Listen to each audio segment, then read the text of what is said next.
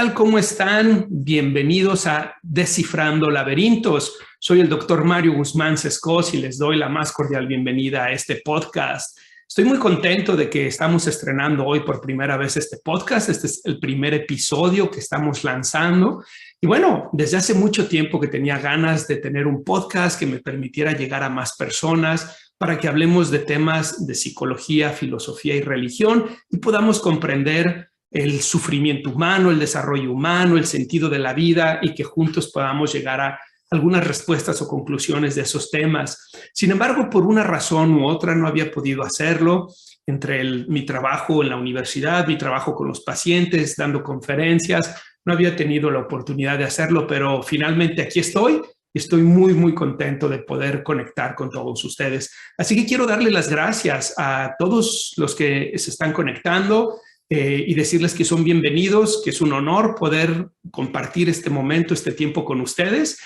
Tal vez hay alguno de ustedes que está haciendo ejercicio, tal vez hay alguien más que va manejando su automóvil, o tal vez hay alguien más que está haciendo la limpieza en su casa o está trabajando en su oficina. Sea donde sea que estén, les doy la bienvenida y también les doy las gracias por dejarme ser parte de este momento, ¿no? De poder estar con ustedes y acompañarlos con los temas que vamos a estar hablando. El día de hoy vamos a tratar de desmenuzar el primer laberinto, y ese laberinto es qué es la ansiedad y cómo podemos usarla a nuestro favor.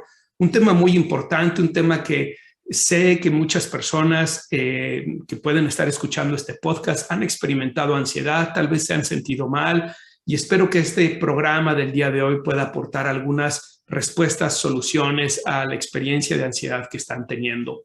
Pero antes de hablar sobre el tema de la ansiedad, quiero presentarme para aquellos que no me conocen y también quiero explicarles cómo va a ser la estructura de estos programas, de este podcast. Bueno, primero, como les dije, soy el doctor Mario Guzmán Sescos. Soy psicólogo, tengo 2 maestrías en psicología, en psicoterapia, y tengo un doctorado en psicología también. Además, soy el autor de 2 libros, el libro La transformación del adolescente y el libro Lucas 24, y también de distintos artículos científicos y capítulos de libros y de un seminario en línea que se llama La transformación del adolescente también. Actualmente trabajo como profesor e investigador de tiempo completo en la Universidad Trinity Christian College en la ciudad de Chicago y tengo viviendo aquí en Chicago 8 años, aunque en realidad yo soy oriundo de Guadalajara, Jalisco, en México, que es una ciudad pues que la llevo en la sangre, en el corazón, que me acuerdo día con día de mis amigos, de mis pacientes, de mis familiares, de todos los tapatíos, que por cierto a los que nos están escuchando de Guadalajara, les mando un fuerte abrazo desde aquí. Y bueno, además de mi trabajo como profesor e investigador en la universidad, también atiendo pacientes, doy conferencias, doy talleres y también he sido conductor de programas de radio. Durante mucho tiempo fui conductor de un programa de radio que se llamaba En Confianza en la estación Radio Vital de Guadalajara. Estuve ahí con ellos alrededor de unos 5 o 6 años. Y también estuve en una estación que se llamaba Radio María, una estación católica, donde también estuve ahí unos 2 o 3 años con un programa de radio. Y la verdad es que estar frente a la radio fue una de las experiencias más gratificantes para mí, porque de alguna manera el poder sentarte con un micrófono, compartir tus ideas, que la gente te esté escuchando, es sin duda un honor, es la verdad una bendición, algo que me sentía muy afortunado de poder hacerlo. Y bueno, pues ahora desde hace 8 años que me vine a vivir a Chicago, había dejado esta experiencia de estar en la radio. Tengo mi canal de YouTube y la verdad es que muy contento porque ha tenido muy buena respuesta, a la gente le ha gustado mucho, pero yo quería tener una experiencia más como la de la radio, más como de un podcast, que donde sea, donde ustedes se encuentren, pueda acompañarlos y pueda compartirles ideas que les ayuden a crecer. Y bueno, espero lograrlo. Bien, vamos a hablar sobre la estructura de los programas. Voy a estar tratando de lanzar al menos 2 programas al mes, un programa cada 15 días. Si me es posible, voy a hacerlo cada semana. Pero los programas van a tener una estructura básica y ese es que van a haber 2 secciones. La primera sección les voy a recomendar un libro, una película o un programa de televisión que crea que tiene que ver con el tema que estamos abordando o que al menos pueda aportar algunas digamos, ideas, respuestas a temas del sufrimiento humano, del desarrollo humano o del sentido de la vida. Entonces, voy a darles esa recomendación para que ustedes estén atentos, puedan tomar nota, puedan escribirlo, puedan leer el libro, ver la película, el programa de televisión y después puedan compartir conmigo qué les pareció. La segunda sección de cada programa es que voy a desarrollar un tema que nos permita tener más comprensión de esos elementos que he estado diciendo, como es el sufrimiento, el desarrollo humano y el sentido de la vida. Temas que los voy a abordar desde la psicología o desde la filosofía o desde la religión o desde una combinación de las tres, porque las tres son temas que me apasionan, son temas que de alguna manera son parte fundamental de mi carrera y también son parte fundamental de lo que a mí me ayuda a enfrentar el sufrimiento, a sentir que estoy creciendo y desarrollándome y también a encontrarle sentido a mi vida. Así que espero que pueda contribuir con todo eso a todos ustedes que nos están escuchando. Muy bien, pues ese soy yo, esa es un poco mi experiencia en la radio, esa es la estructura del programa. Tenía pensado incluir una tercera sección.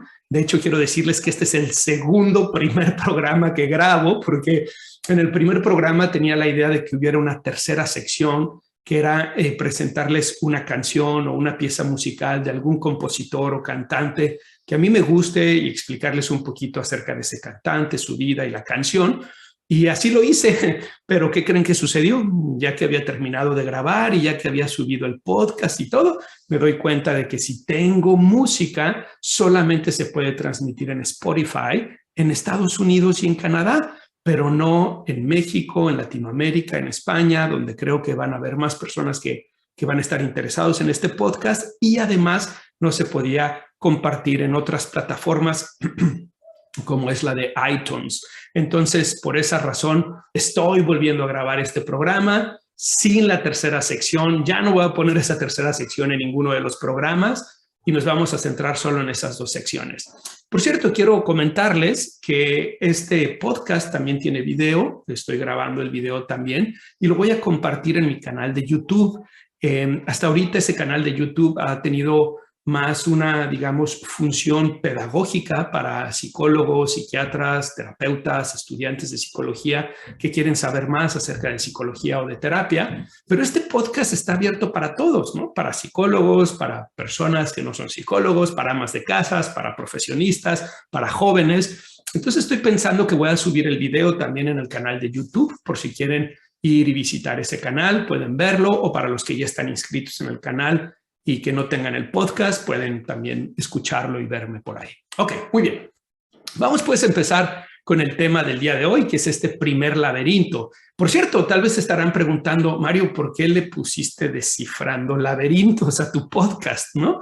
Algunas personas me decían, solamente ponle el podcast de Mario Guzmán o Conversando con Mario Guzmán o algo así. Pero hice una pequeña encuesta, voy a ser honesto con ustedes, entre amigos, familiares, incluso pacientes, y les di distintos nombres y el de Descifrando Laberintos ganó. Y me llamó mucho la atención que ganara, porque cuando pensé en este nombre de Descifrando Laberintos, vinieron dos ideas a mi mente. La primera es que el laberinto es un símbolo que representa la mente humana.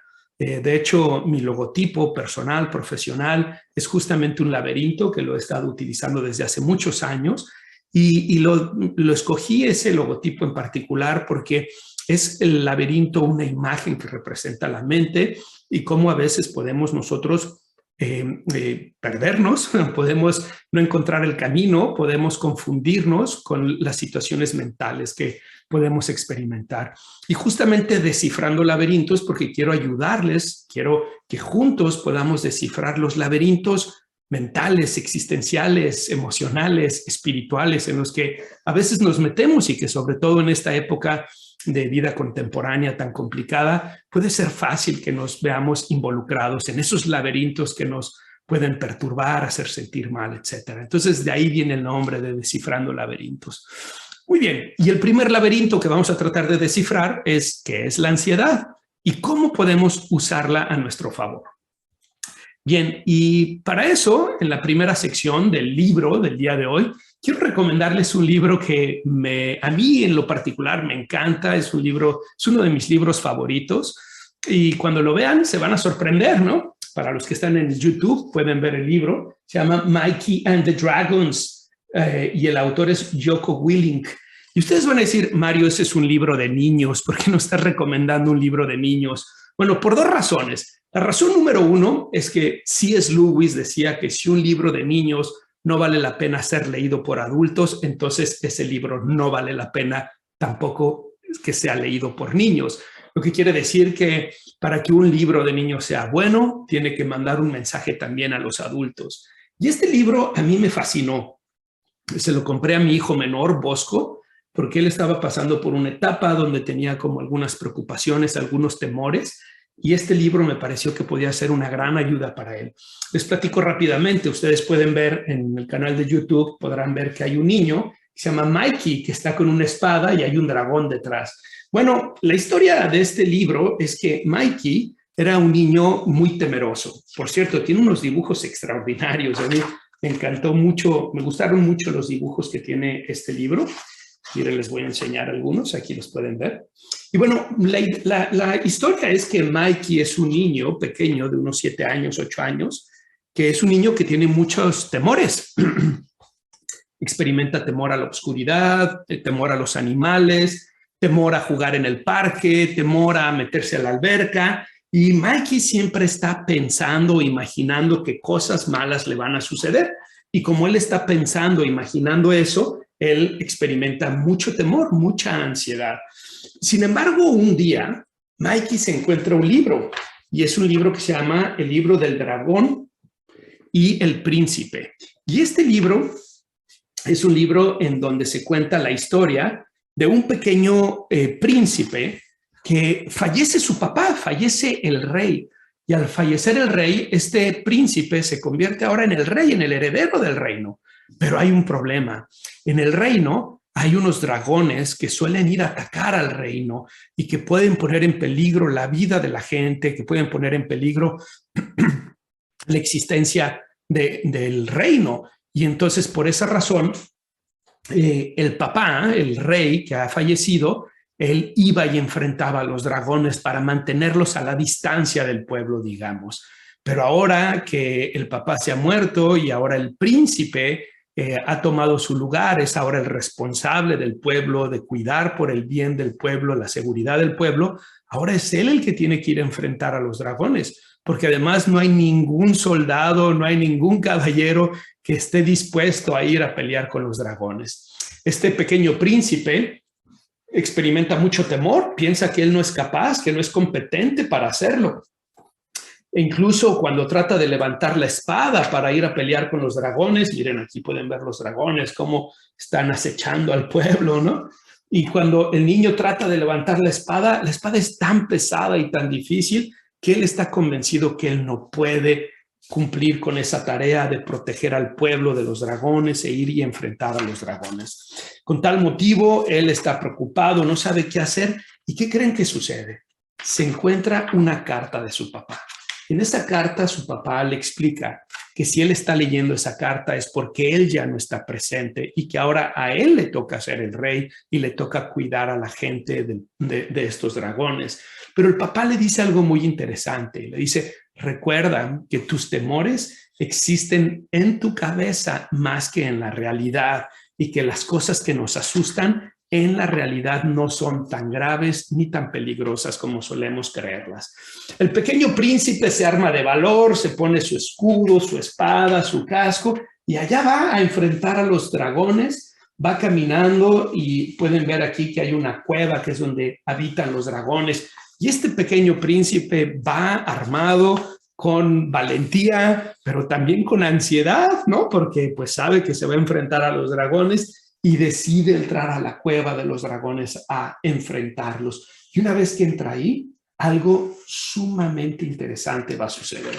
Lo que sucede es que se da cuenta de que los dragones en realidad son tan chiquitos que son más pequeños que un gato. Sus dientes son tan pequeños que no lastiman a nadie, solamente hacen cosquillas. Y si bien lanzan fuego, es un fuego que no prende ni siquiera un cerillo. Es un pequeño fuego que tiene. Y él se da cuenta de algo muy importante. Y eso que se da cuenta es que sus miedos le hacían creer que los dragones eran peores, más peligrosos, más difíciles de lo que él pensaba y que en realidad cuando él decidió enfrentar sus temores, se dio cuenta que esos dragones no eran como él estaba pensando. Me hace pensar en una frase de G.K. Chesterton, un escritor británico que decía: aquel que es lo suficientemente valiente para enfrentar los dragones en su vida se dará cuenta de que en realidad no eran dragones, sino lagartijas, ¿no? Y eso nos pasa a todos. Y bueno, esto es un excelente mensaje que mandan en este libro sobre cómo nuestros temores tienen que ver más con las cosas que nos decimos a nosotros mismos que con las cosas que están sucediendo en realidad. Y dice, termina diciendo, when you are feeling so scared of it all, you just need to remember that the dragons are small. Es esta idea de que cuando nosotros nos estamos sintiendo atemorizados, preocupados, ansiosos, necesitamos recordar que mucho de lo que nos está generando esta ansiedad está más en nuestra mente, en lo que nos decimos a nosotros mismos, que en lo que está sucediendo en la vida real. Bueno, ¿qué pueden hacer con este libro? Lo que les sugiero es que lo compren. Léanlo primero ustedes, les va a gustar, está interesante, los dibujos son muy bonitos, pero también pueden leerlo con sus hijos, pueden matar dos pájaros de un tiro, porque sus hijos también están experimentando ansiedad y temor y necesitamos ayudarles a ver que es normal sentir esta ansiedad y este temor, pero que ellos pueden enfrentar sus temores. Espero que les guste el libro. Como les decía, es Mikey and the Dragons y el autor es Jocko Willink. Es un libro que está en inglés, no sé si esté traducido al español. Tal vez quieran buscarlo en Amazon para ver si está traducido al español o no, pero creo que lo van a disfrutar mucho. Espero que así sea. Si se animan a comprarlo, lo leen, incluso si se lo leen a sus hijos, por favor, platíquenme cómo les va con eso. Por cierto, quiero decirles que en la descripción de este programa y en cada uno de los episodios voy a dejar un link donde ustedes pueden hacer clic ahí y pueden dejar sus comentarios con su voz y después puedo yo pasarlos aquí en el podcast. Así que si tienes alguna pregunta o algún comentario que quieras hacerme, por favor, haz clic en ese link y ahí podrás compartirme tus dudas, tus preguntas o tus comentarios y con mucho gusto trataré de resolverlas en el siguiente episodio. Muy bien, vámonos a la segunda sección. Y esa segunda sección es ¿qué es la ansiedad? Y bueno, necesitamos tener en cuenta que la ansiedad en realidad no es ni buena ni mala. La ansiedad es solamente una emoción y es una emoción que está orientada a alertarnos y a protegernos de potenciales peligros. ¿Qué quiere decir esto? Lo que quiere decir es que si pensamos en términos evolutivos, los primeros seres humanos vivían en un ambiente sumamente hostil, peligroso. No tenían casas como las que tenemos ahorita, no tenían sistemas de protección como los que tenemos en este momento, estaban, digamos, vulnerables a las inclemencias del medio ambiente y también de los depredadores, ¿no? De los leones, de los lobos, de los osos, de los tigres, de los jaguares, incluso hasta de los insectos, ¿no? De los alacranes, de las arañas o incluso de plantas venenosas que podían acabar con su vida. De tal forma que esos primeros seres humanos estaban en una situación de indefensión ante un medio ambiente que puede ser bastante peligroso y hostil. Ahora tenemos una tendencia a romantizar la naturaleza y decir que es la madre naturaleza, ¿verdad? Que es toda buena. Claro, lo decimos desde la comodidad de nuestra casa, escribiendo un post en Facebook, diciendo que hay que cuidar la naturaleza porque es nuestra madre. Pero se nos olvida que la naturaleza también puede ser una madrastra, que la naturaleza es una situación de vida o muerte y que un animal se come a otro animal, así como nosotros nos comemos a las vacas, a los pollos, a los cerditos y a los pescados, ¿no? Y que en aquel entonces los primeros humanos eran parte de esa cadena alimenticia de los animales y que muchos de ellos morían a temprana edad, ya sea por el ataque de un animal, ya sea por una enfermedad, ya sea por un accidente o ya sea por el piquete de un insecto, ¿no? Entonces la naturaleza, en realidad, bueno, pues sí, es una madre muy linda, muy bonita, pero también puede ser una madrastra que puede acabar. Y una vez me corrigió una persona y tiene razón, que utilicé este concepto de madrastra y que puede sonar peyorativo o como algo negativo a quienes son madrastras, y quiero decirles que no es esa mi intención. Al contrario, tengo una enorme simpatía, respeto y orgullo por las mamás que deciden adoptar hijos o que se casan con alguien que ya tenía hijos anteriormente y que se hacen cargo de ellos. Pero pienso en el término de madrastra como en el de la Cenicienta, ¿no? Más bien en ese sentido, como una mala madrastra, no como una buena madrastra, que puede ser peligrosa, ¿no? Y la naturaleza así es, tiene este lado positivo que nos da vida, que nosotros dependemos de ella, pero también es un lugar donde la muerte sucede, vida y muerte sucede ahí. Y por lo tanto, los seres humanos necesitamos un mecanismo de alerta, de alarma, de protección ante esos peligros. Y eso es la ansiedad. Esta emoción está regulada por la amígdala. La amígdala es una región en el cerebro que juega un papel muy importante en la regulación de todas nuestras emociones, pero especialmente es importante en la experiencia de la ansiedad, en la experiencia del miedo. Y es que lo que hace la amígdala es que interpreta o es el mecanismo que se activa a través de nuestras interpretaciones, creo que es más apropiado decirlo de esa manera, es el mecanismo que se activa a través de nuestras interpretaciones de peligro en el exterior o de situaciones que pueden ponernos en riesgo, nuestra integridad o nuestra vida, y entonces activa un mecanismo. Este mecanismo lo llamamos mecanismo de lucha, huida o paralización. Y es un mecanismo que tienen todos los animales. Lo tenemos nosotros los humanos, lo tienen los perritos, los gatos, bueno, todos los animales que tienen esta región cerebral que se llama amígdala. Lo tienen los venados, lo tienen los osos, lo tienen los leones. De hecho, quiero compartirles una experiencia aquí en Estados Unidos. En las zonas forestales hay muchos venados. La verdad es que fue algo que a mí me sorprendió mucho cuando llegué a este país hace 8 años. Me sorprendió ver la cantidad de venados. Y bueno, en una ocasión me fui a correr, era febrero. Febrero es el mes más difícil en términos de temperaturas aquí en Chicago, porque la temperatura baja tanto que hemos llegado a estar a menos 50 grados en el mes de febrero. Rompimos récord por un día fuimos la ciudad más fría en todo el mundo. Eso fue hace como 3 años, si mal no recuerdo. Hubo un norte polar que hizo que hubiera una temperatura muy fría. En fin, febrero es extremo, la temperatura puede ser menos 20, menos 15. Yo jamás había sentido una temperatura así de fría, pero o te adaptas, ¿no? Y eso es lo que he tratado de hacer. Y como para mí el ejercicio es muy importante para mantener mi salud física, mi salud mental, pues aunque esté haciendo frío, trato de ejercitarme. Y eso hice ese día. Me fui a correr al bosque a 6 de la mañana, no había nadie, iba abrigado como si fuera un esquimal, ¿no? Con chamarra, con ropa térmica y todo. Y ahí estoy corriendo en el bosque.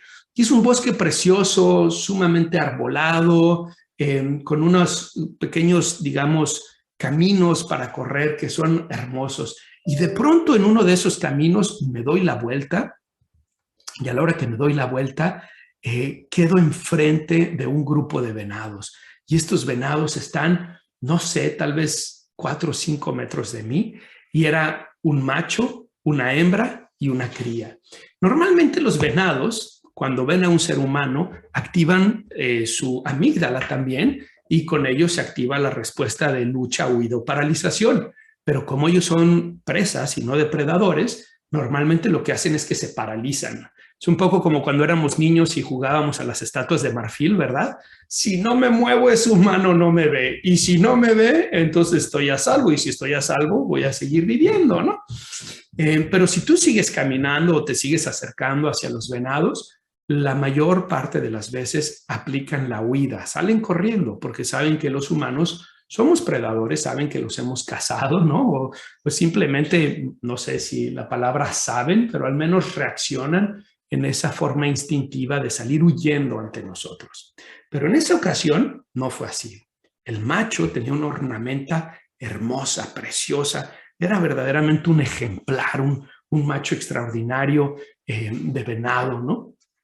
Y lo que hizo es que agachó su cabeza enseñando la ornamenta, apuntando hacia mí y empezó con una patita a excavar en el piso, en la tierra, ¿no? ¿Quién creen que salió huyendo? Fui yo. Mi amígdala se activó ahí también y salí corriendo con mi mecanismo de lucha o huida o paralización. Entonces, como se pueden dar cuenta, lo que trato de decirles es que la ansiedad en realidad no es algo malo. La ansiedad es algo muy importante que tengamos. Nos ayuda a protegernos, nos ayuda a que nosotros podamos ponernos a salvo ante situaciones peligrosas. Y es un mecanismo resultado de nuestra evolución.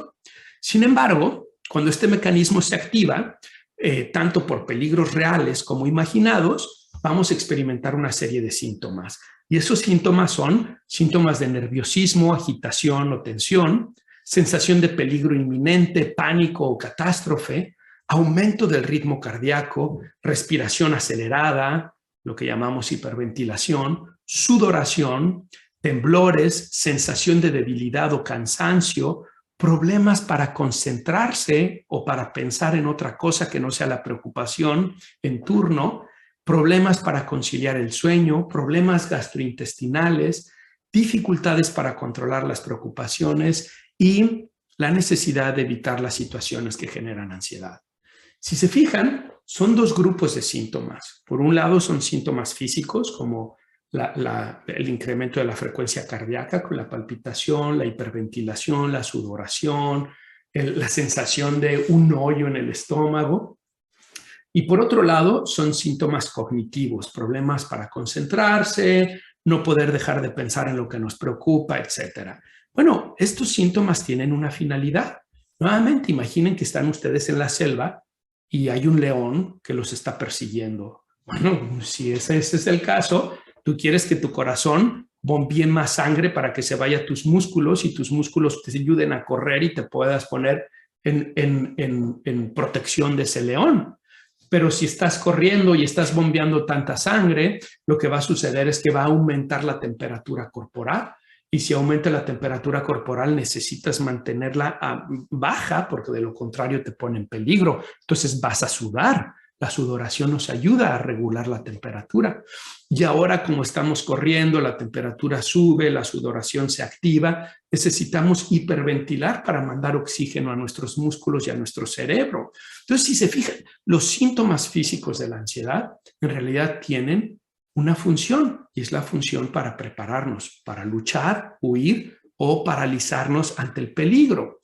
Y los síntomas cognitivos, como el estar extremadamente enfocado en la situación que nos preocupa, el no poder dejar a un lado la preocupación, bueno, tiene justamente la finalidad de que nosotros podamos resolver el peligro que está enfrente de nosotros. Entonces, como pueden ver, tanto la ansiedad, que es una emoción que tiene esta finalidad protectora, activa estos síntomas físicos y cognitivos que nos van a ayudar a tomar una decisión para protegernos ante los peligros. Pero fíjense que hay algo muy interesante. Tal vez ustedes van a decir, oye Mario, pero no sé si te has dado cuenta, ya no hay leones, ya no hay lobos, ya no hay osos que nos pongan en peligro. Vivimos en estas megaciudades donde es raro que veamos fauna salvaje y más de predadores como ellos, ¿no? Y bueno, sí, efectivamente, pero los seres humanos tenemos una capacidad para imaginar peligros. Y la amígdala, la región del cerebro que les decía, no distingue entre un peligro real y un peligro imaginado. Es decir, cuando tú interpretas una situación como peligrosa, aunque esta no sea peligrosa, tu amígdala se va a activar. Y una vez que se active, va a activar también la respuesta de lucha, huida o paralización con todos los síntomas que acabo de mencionar. Así pues, cuando alguien piensa, se va a caer el avión y nos vamos a morir, me voy a quedar encerrada en el elevador y nadie me va a rescatar, sería terrible si me equivoco hablando en público y todos se ríen de mí, voy a perder el trabajo y entonces mi familia no va a tener con qué comer.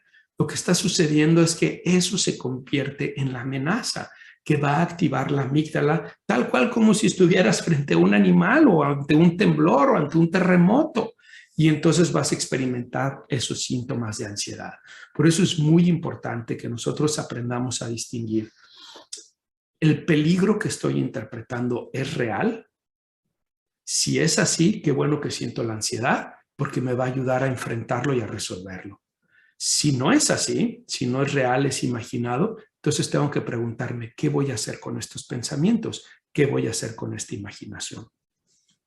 un temblor, un incendio, un asalto, un accidente, una balacera, un diagnóstico de una enfermedad terminal, todos esos son peligros reales y por lo tanto está sumamente justificado que se active tu ansiedad. Qué bueno que se active, te va a ayudar a resolver, a tomar una decisión, a enfrentar lo que estás viviendo.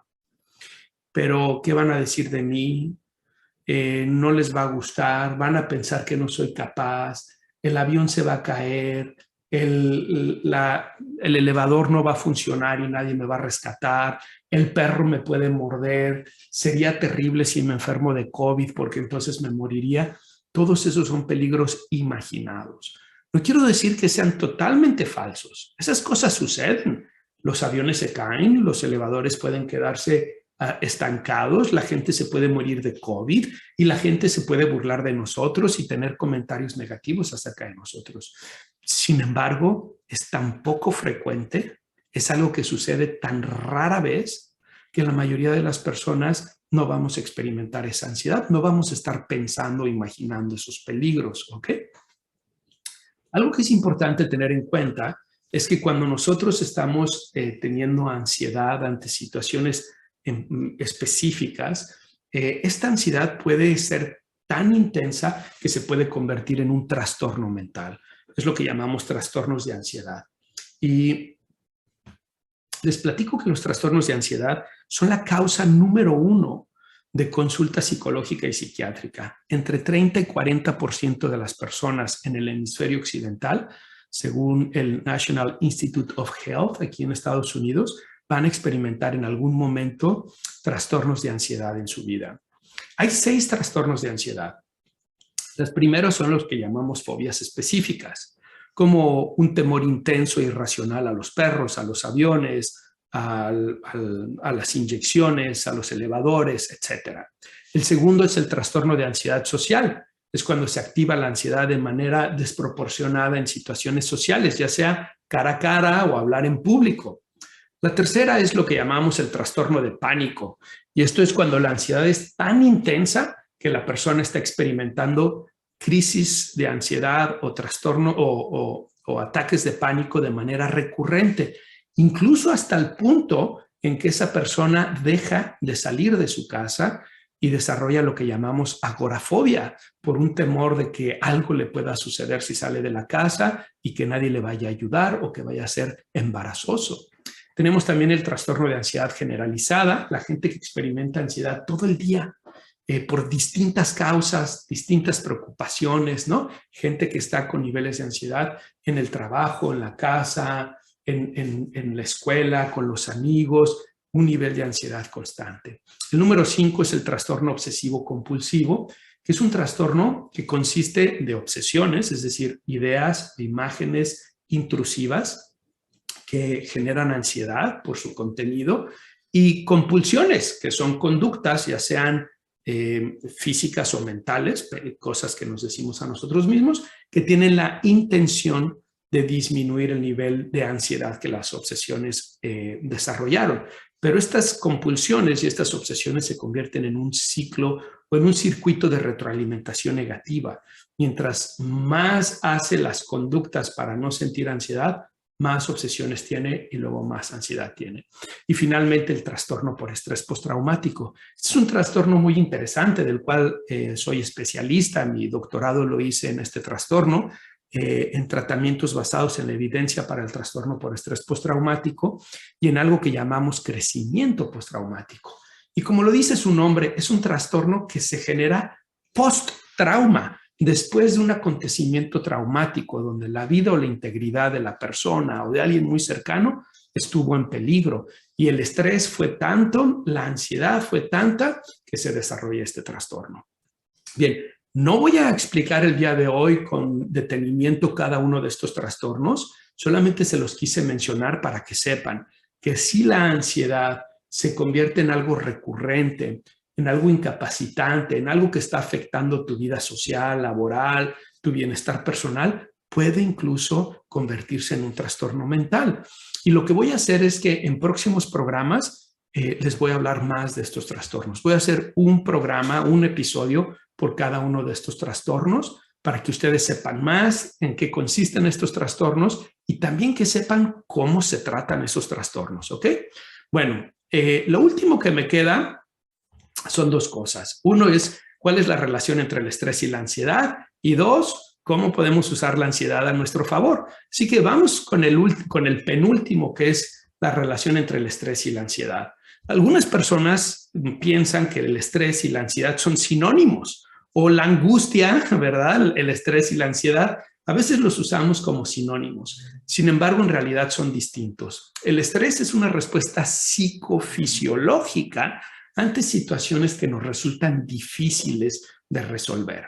Por ejemplo, cuando tú tienes una cita a las 5 de la tarde y estás en el tráfico y el tráfico es tan difícil que no avanzas y te das cuenta de que ya son las 5, las 5:10, las 5:15 y empiezas a sentir esa respuesta psicofisiológica, la tensión muscular, el dolor de cabeza, el rechinar de dientes, porque estás ante una situación que no puedes resolver.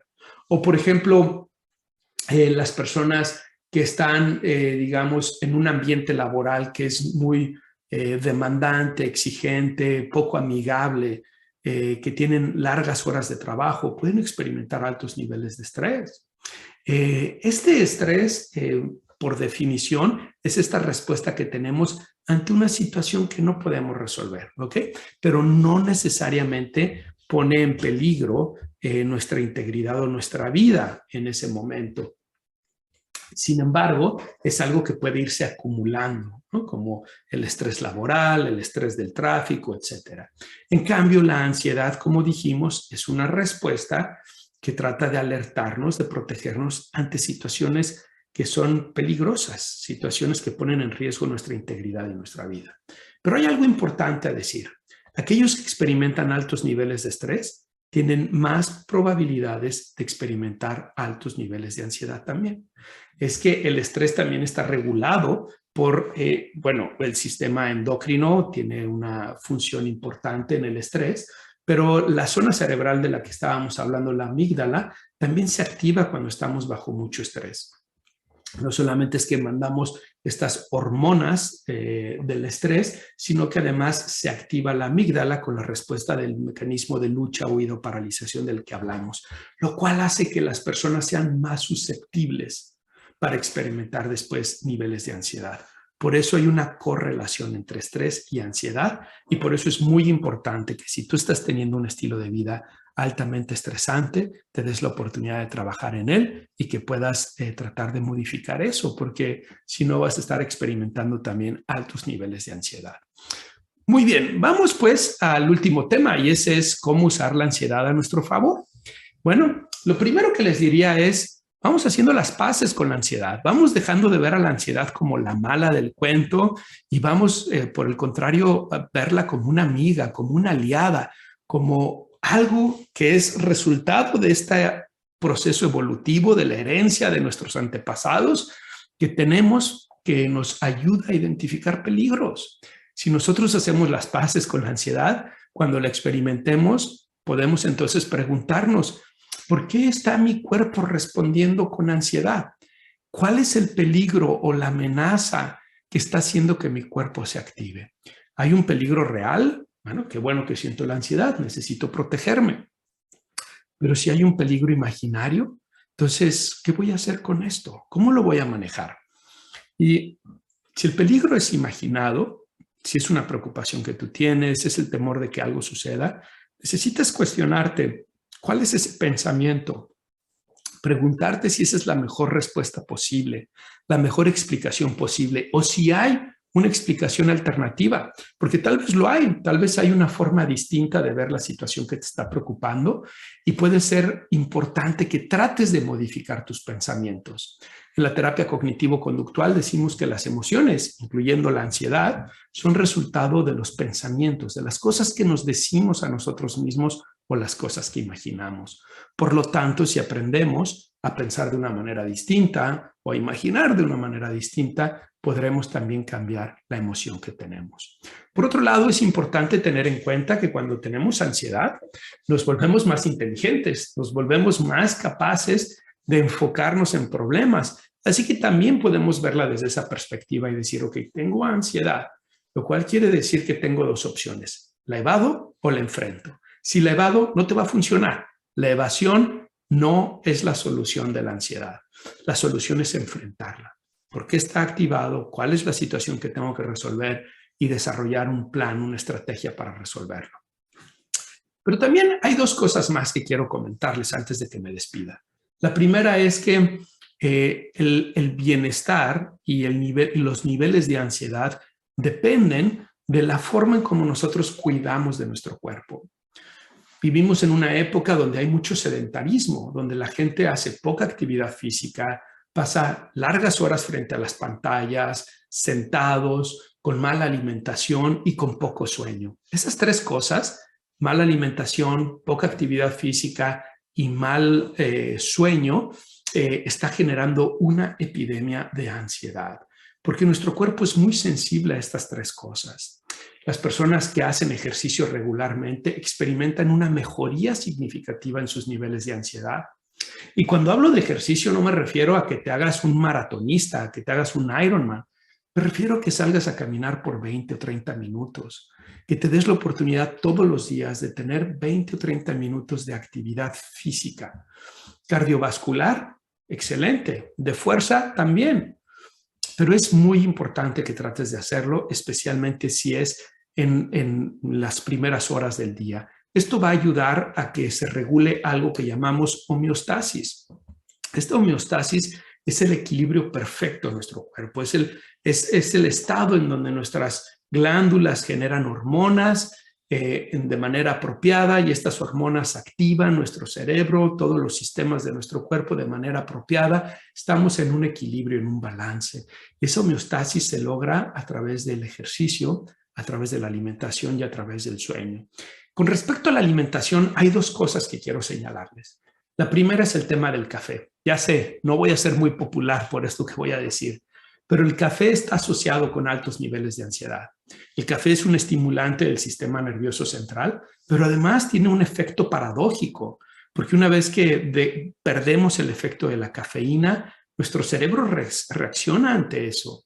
Con el tiempo las personas se hacen más sensibles y experimentan altos niveles de ansiedad.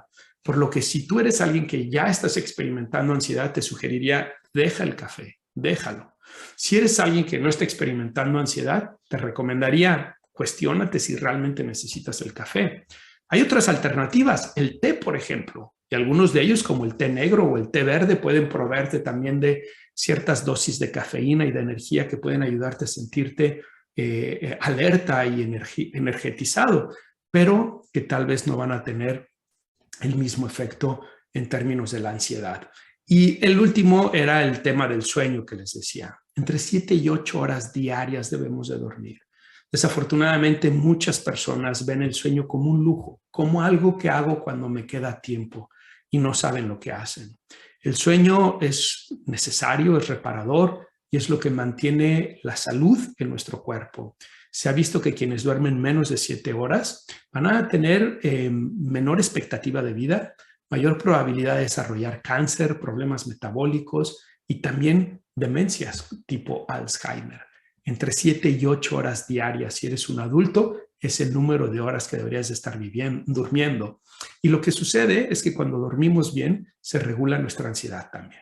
Finalmente, si eres alguien que tu ansiedad es muy elevada y lo que hoy te he dicho ya lo estás aplicando y no te está dando los resultados deseados, o si tal vez eres alguien que tienes un trastorno de ansiedad, como los que mencioné, la fobia específica, el trastorno de ansiedad social, el trastorno de pánico, de ansiedad generalizada, etcétera, tal vez estés pensando, ¿qué tal si tomo medicina?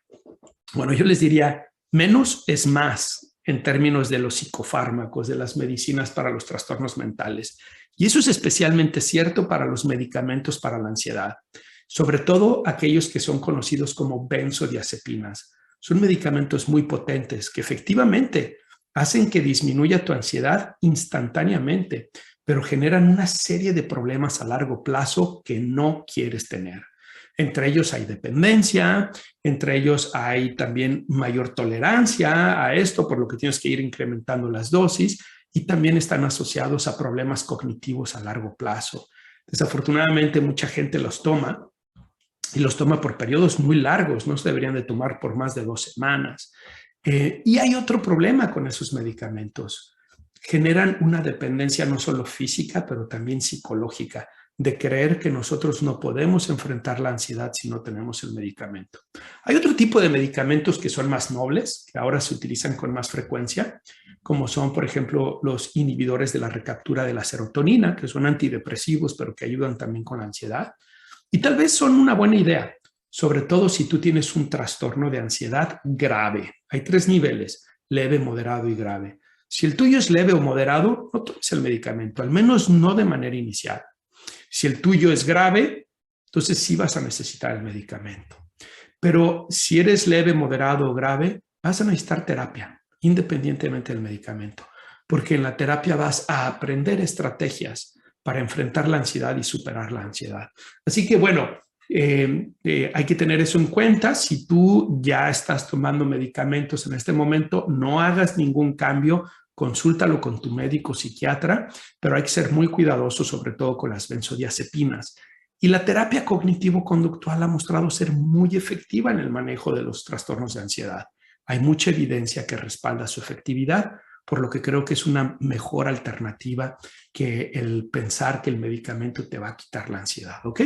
Muy bien, pues vamos a terminar y vamos a hacer un pequeño resumen de lo que hablamos. Primero les hablé de este libro de Mickey and the Dragons, que es un libro que explica muy bien, un libro para niños, pero explica muy bien el efecto de la ansiedad o el efecto de nuestros pensamientos en la ansiedad y cómo percibimos peligros más graves de lo que en realidad suelen ser.